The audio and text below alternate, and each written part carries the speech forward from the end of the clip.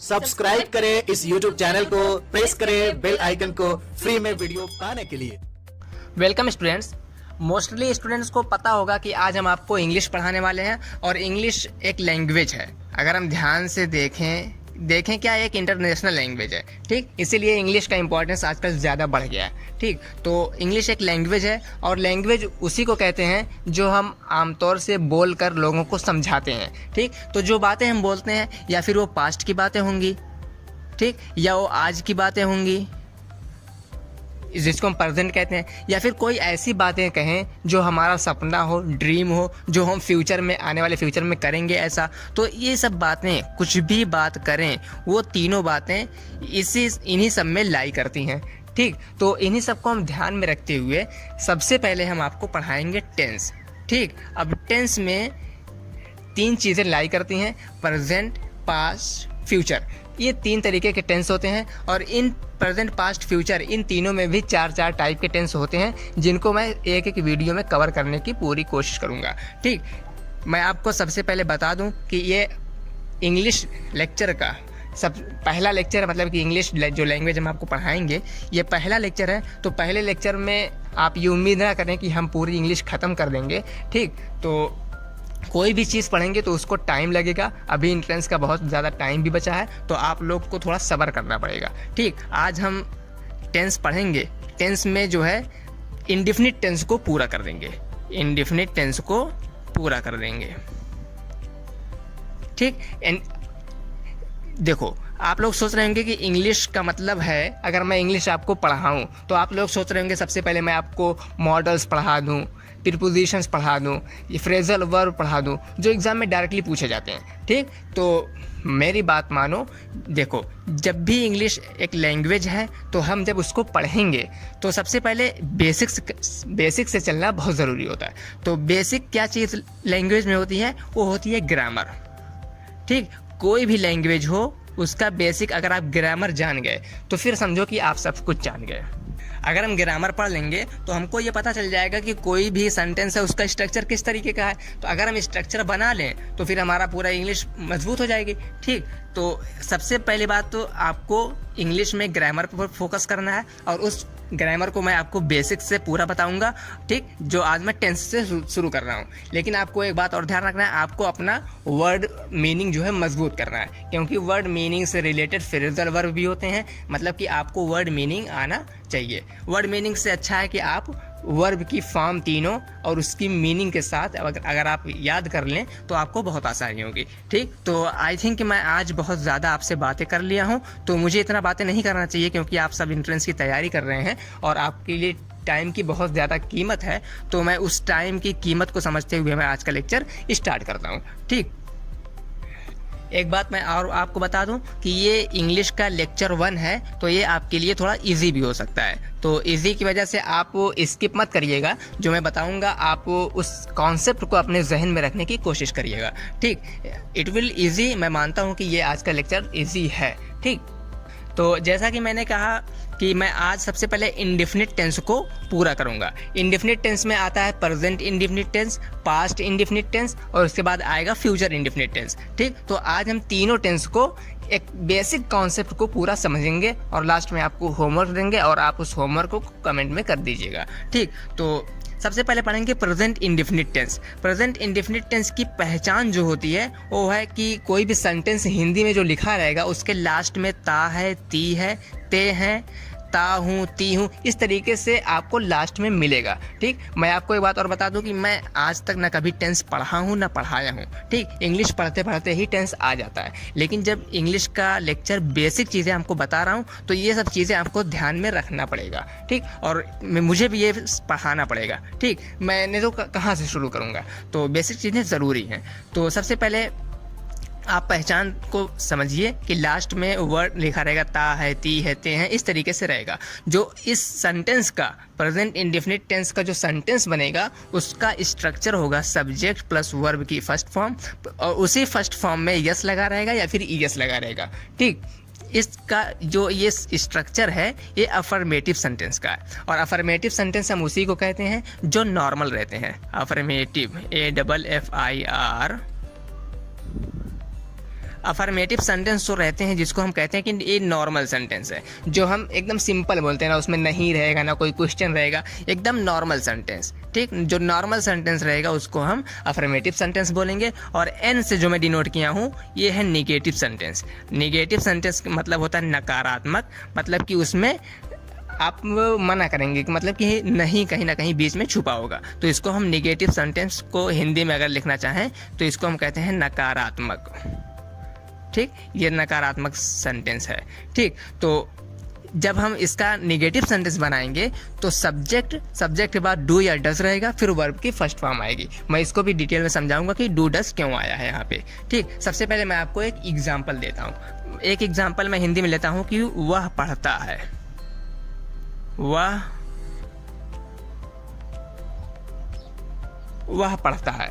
ठीक, ये हिंदी का एक सेंटेंस है, वह पढ़ता है। तो आप सोच रहे होंगे कि सब्जेक्ट क्या चीज़ है, तो सब्जेक्ट जो होता है ये मैं कोने में लिख दिया हूँ। जितनी भी चीज़ें स्केच से लिखी हुई हैं इसको आपको हमेशा फिंगर टिप पे रखना है। तो ये जो सब्जेक्ट है, सब्जेक्ट दो तरीके के होंगे, या फिर सिंगुलर होंगे या प्लूरल होंगे। तो ये जो ऊपर लिखे हुए हैं ही, शी, इट, या फिर किसी का नाम, मेरा नाम हो गया, आपका नाम हो गया, किसी भी का नाम होगा, वो सिंगुलर होगा। मतलब कि ये चारों जो लिखे हैं ये सिंगुलर होंगे, ये सिंगुलर है। ठीक, इस सिंगुलर के साथ अगर सिंगुलर है तभी वर्ब में यस या ईएस आएगा। ठीक, तभी वर्ब में यस या ईएस आएगा। और एक बात और, जब आप निगेटिव बनाएंगे, अगर सब्जेक्ट सिंगुलर होगा मतलब कि इन चारों में से होगा, तभी यहाँ पे डस आएगा। ठीक, अगर ये सब्जेक्ट सिंगुलर ना होके प्लूरल हो गया, जो मैं नीचे लिखा हूँ प्लूरल भी चार हैं, आई, यू, वी और दे। अगर ये चारों आते हैं तो ये प्लूरल है। अगर प्लूरल रहेगा तब निगेटिव बनाएंगे, सब्जेक्ट के बाद डू आएगा, डज नहीं। और इसमें यस या ईएस नहीं लगता है। अगर सब्जेक्ट प्लूरल है तब उसमें आप सब्जेक्ट के बाद जो वर्ब की फॉर्म रखेंगे उसमें या एस या ईएस नहीं लगाएंगे। तो यहाँ पे मैं कट करने के बजाय पूरा काट देता हूँ ताकि आप इससे कन्फ्यूज ना हो। तो इन सब चीज़ों को आप अपने जहन में रखिएगा। ठीक, तो सबसे पहले देखते हैं वह पढ़ता है। तो वह एक सिंगुलर है जिसकी इंग्लिश होगी ही, और आगे रीड मीन्स होता है पढ़ता। ठीक, तो स्ट्रक्चर है कि सब्जेक्ट, वर्ब की फर्स्ट फॉर्म और उसमें यस या ईएस। ये यस या ईएस डिपेंड करता है कि ये सिंगुलर है या प्लूरल। तो ही अगर देखें तो ही सिंगुलर है और सिंगुलर के साथ यस या ईएस लगेगा, तो इस रीड में हम एस लगा देंगे क्योंकि ये सिंगुलर था। ठीक, ये पूरा सेंटेंस हमारा पूरा हो गया, ही रीड्स, वह पढ़ता है। अगर हम इसका निगेटिव बनाएं, ये अफर्मेटिव था। ठीक, इसका अगर हम निगेटिव बनाएं तो निगेटिव बनेगा कि वह नहीं पढ़ता है। तो ही तो सब्जेक्ट पहले रहेगा ही मैंने कहा था कि अगर ये सब्जेक्ट सिंगुलर है तो सिंगुलर के साथ डज आएगा। तो ही डज, स्ट्रक्चर में देखो ही डज आ गया, तो डू तो प्लूरल के साथ आएगा, डज, उसके बाद यहाँ पे नॉट रहेगा, वर्ब की फर्स्ट फॉर्म। तो ही डज नॉट रीड। ठीक, कोने में थोड़ा आपको दिख रहा होगा, ही डज नॉट रीड। अब यहाँ पे ये जो रीड है ना, यहाँ पे एस नहीं लगाएंगे। क्यों नहीं लगाएंगे? क्योंकि जो यहाँ का एस था वो डू के साथ आ गया, यहाँ पे आ गया। ठीक, यही एस यहाँ से यहाँ आ गया। जब एस यहाँ से यहाँ आ गया, अब यहाँ पर एस लगाने की ज़रूरत नहीं है। ठीक, अब यहाँ पे एस लगाने की ज़रूरत नहीं है। आई होप कि आपको इसका जो अफर्मेटिव और निगेटिव सेंटेंस आपको समझ में आया होगा। ठीक, इसी तरीके से एक एग्जांपल और मैं ले लेता हूँ। मैं दूसरा एग्जांपल लेता हूँ कि मैं पढ़ता हूँ, मैं पढ़ता हूँ। तो इसको हम किस तरीके से बनाएंगे? तो आई मिस होता है मैं, पढ़ता हूँ, रीड मिस पढ़ता, तो आई रीड। ठीक, अब देखो आई जो है, आई तो प्लूरल है और प्लूरल के साथ यस नहीं लगता है, तो सिंपली आई, उसके बाद वर्ब का फर्स्ट फॉर्म आई रीड। यही हमारा पूरा सेंटेंस, पूरा अफर्मेटिव पूरा हो गया। ठीक, इसी तरीके से अगर हम इसका निगेटिव बनाएंगे तो आई सब्जेक्ट तो पहले रहेगा ही, लेकिन जब हम निगेटिव बनाएंगे तो यहाँ पे लिखेंगे आई डू नॉट। देखो आई क्या है? प्लूरल, प्लूरल के साथ क्या लगता है? डू लगता है। तो जब प्लूरल के साथ डू लगेगा तो ये हो जाएगा आई डू नॉट, आगे लगा देंगे जो यहाँ पे वर्ब था, आई डू नॉट रीड। मतलब कि वर्ब की फर्स्ट फॉर्म यहाँ लिखनी थी तो वहाँ यहाँ भी फर्स्ट फॉर्म लिख देंगे। ठीक, आई होप कि आपको ये 2 एग्जाम्पल के साथ आप प्रेजेंट इंडेफिनिट का जो बेसिक कॉन्सेप्ट है आप उसको पूरा समझ चुके होंगे। ठीक, अब हम आपको बताते हैं कि पास्ट इंडेफिनिट टेंस किस तरीके से होता है। तो पास्ट इंडेफिनिट टेंस की जो पहचान होती है, उस सेंटेंस में हिंदी के लास्ट में आ, ई, ए इस तरीके से रहेगा। आप इसकी जो पहचान है ना, इसकी पहचान एक आवाज़ ही है। आप आवाज़ से ही पहचान जाएंगे कि वो कौन सा टेंस है। ठीक, अगर जैसे मैं आपसे कहूँ कि मैं गया, तो आप पहचान जाएंगे कि ये पास्ट इंडेफिनिट है। मैं खाना खाया, वो खाना खाया, वो वहाँ से आया, मैं गया, ये सब चीज़ें पास्ट इंडेफिनिट टेंस में है। ठीक, तो जैसे मैं एक एग्जांपल लिखता हूं कि मैंने देखा,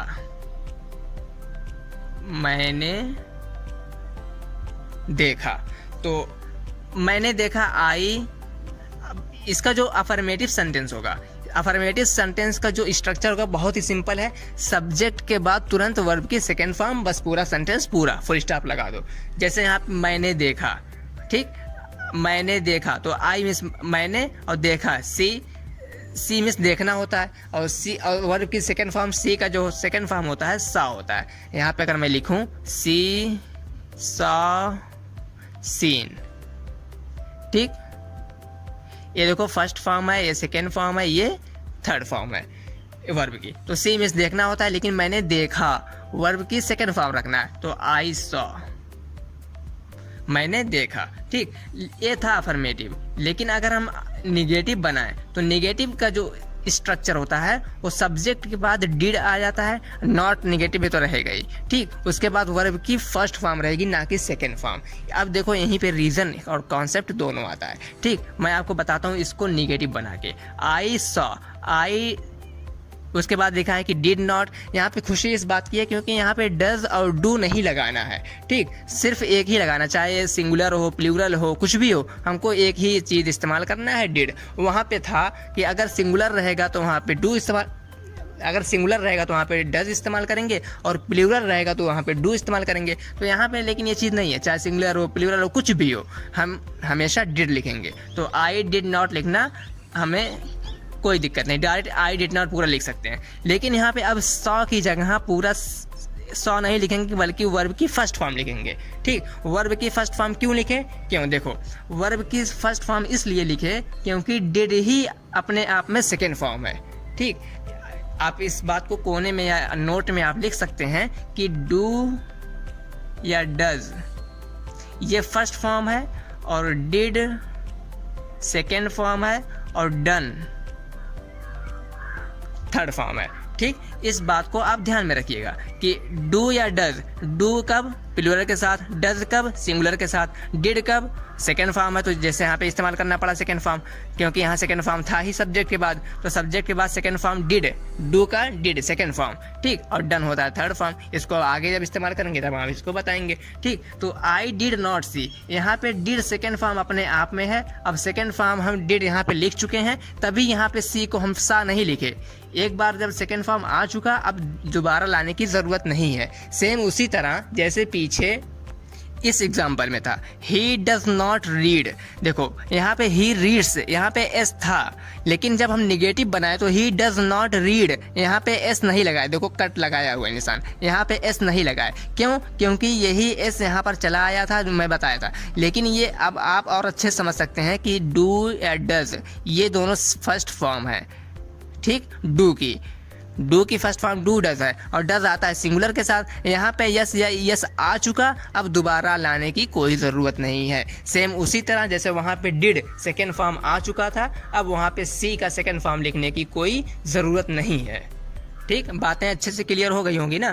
ठीक, अब ये पास्ट इंडेफिनिट भी हमसे क्लियर हो गया। जब हम आगे और देखेंगे और एग्जाम्पल करेंगे और आपको होमवर्क देंगे, उन सब प्रैक्टिस से पूरा का पूरा आपका क्लियर हो जाएगा। ठीक, अब लास्ट बचता है हमारा future indefinite tense. Future indefinite tense की पहचान होती है गा, गी, गे। लेकिन गे को लेकर आप कमेंट मत करिएगा, क्योंकि इसका आगे भी यूज़ आने वाला है। ठीक, आप कहोगे कि रहे, होगे, ऐसा आ गया, तो थोड़ा सा टेंस बदल जाता है। इसको मैं आगे आपको क्लियर करूँगा, आप इसको स्टार लगा के रख सकते हैं। ठीक, तो इसकी जो पहचान होती है फ्यूचर इंडेफिनिट की पहचान होती है, फिर गा आएगा या गी आएगी। जैसे मैं खाना खाऊंगा, मैं मैच देखूंगा, मैं पढ़ने जाऊंगा, इस तरीके से जो सेंटेंस बनता है वो रहता है फ्यूचर इंडेफिनिट टेंस। इसका जो स्ट्रक्चर होता है सब्जेक्ट के बाद विल रहेगा या फिर शैल, दोनों आ सकता है, और उसके बाद वर्ब की फर्स्ट फॉर्म।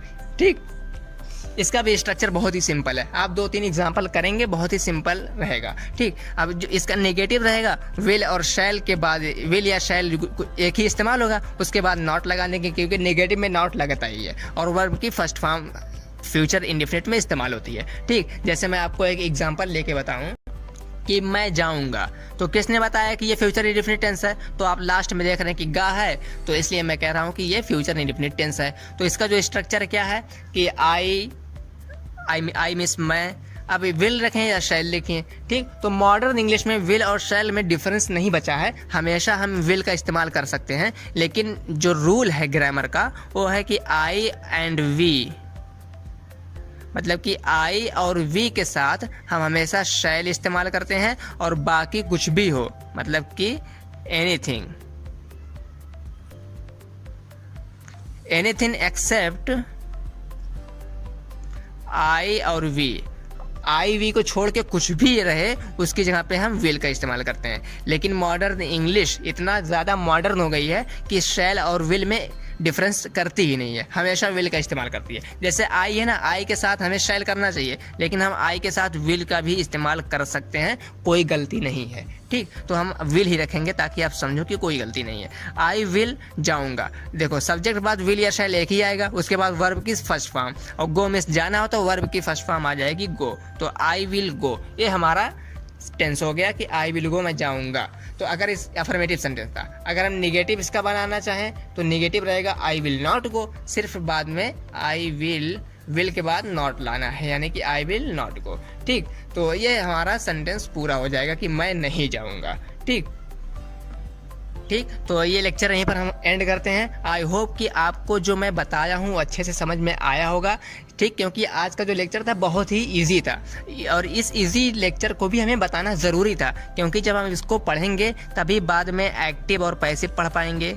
एक्टिव पैसिव, ठीक, किस तरीके से एक्टिव और पैसिव बनाया जाता है सेंटेंस का, और इसके साथ साथ हम ये भी जो सेंटेंस रहता है नरेशन, डायरेक्ट और इनडायरेक्ट बनाना रहता है, तो वो भी तभी हम बना पाएंगे जब हम इसको सेंटेंस यानी कि टेंस को अच्छे से पढ़े रहेंगे। तो ये 2 चीज़ें टेंस पर ही डिपेंड करती हैं, active and passive voice, direct and indirect जो नरेशन होता है वो। ठीक, तो एक्टिव और पैसिव ये वॉइस हैं। तो जब हम आपको वॉइस पढ़ाएंगे, डायरेक्ट और नरेशन पढ़ाएंगे, तो इसमें हमें टेंस की बातें करना पड़ेगा। तो टेंस की बातें तभी कर सकते हैं जब हम ये सब चीज़ें पढ़े रहेंगे। तो जिसको ये लेक्चर हार्ड लगा होगा तो उससे मैं रिक्वेस्ट करूँगा कि आप ये, जिसको हार्ड लगा होगा वो, कि ये जो पहचान है और जो स्ट्रक्चर का रूल है, सब्जेक्ट प्लस वर्ब की सेकेंड फॉर्म, ये सब, और यहाँ पे ये पहचान, और वहाँ पे और मोस्ट इम्पॉर्टेंट जिनके लिए लेक्चर हार्ड था, ये ज़रूर जहन में हमेशा रखेंगे कि सिंगुलर के साथ यस या यस, डज, या फिर ये सब चीज़ें जो मैं बताया हूँ, लेक्चर को रिवाइंड करके आप देख सकते हैं। यही तो फ़ायदा है यूट्यूब से पढ़ने का, कि जब भी जितनी बार ना समझ में आए हम रिवाइंड करके वीडियो को देख रहे हैं, कि कोई हमको देखता भी नहीं, हम कितनी बार देख चुके हैं, देख रहे हैं। ठीक, तो आई होप कि आपको समझ में आया होगा। कमेंट में नीचे मेरा पहला कमेंट होगा, उसमें मैं 5 क्वेश्चन दिया हूँ, उन सभी क्वेश्चन का आंसर आप अपने कमेंट में लिखिएगा या फिर उसी का रिप्लाई कर दीजिएगा। मैं आपको लाइक करके या फिर कमेंट करके, और फिर जिसका गलत रहेगा उसका मैं अच्छे से समझा के, मतलब कि कमेंट में भी मैं डिटेल में एक्सप्लेन करूँगा। तो आप वहाँ पे अपना होमवर्क ज़रूर करें, वहाँ भी आपको कॉन्सेप्ट, अगर आपके यहाँ 70% क्लियर हुए हैं तो वहाँ पे आई प्रॉमिस कि वहाँ पे 30% मैं कमेंट में ही क्लियर कर दूंगा, अगर आप होमवर्क अच्छे से करेंगे तो। ठीक, आई होप कि आपका ये जो सीरीज़ इंग्लिश की स्टार्ट हुई है ये आपको पसंद आएगी, और जिस तरीके से आप कम्युनिटी टाइम में रिस्पांस किए थे कि हाँ इंग्लिश के लिए हम तैयार हैं, उसी तरीके से अगर आप इस वीडियो को देख के भी अच्छा रिस्पांस देंगे, तभी मेरे अंदर एक मोटिवेशन होगा, जिसकी वजह से मैं आगे भी वीडियो बनाने की कुछ सोचूंगा। ठीक, तो आप लोग भी इस वीडियो को देख के अच्छा रिस्पांस दें, और रिस्पांस कैसे देंगे? होमवर्क करके। ठीक, जितना ज़्यादा कमेंट में होमवर्क का आंसर होगा उतना ही ज़्यादा मैं मोटिवेट होऊंगा। ठीक, तो पढ़ाई करते रहें। All the very best.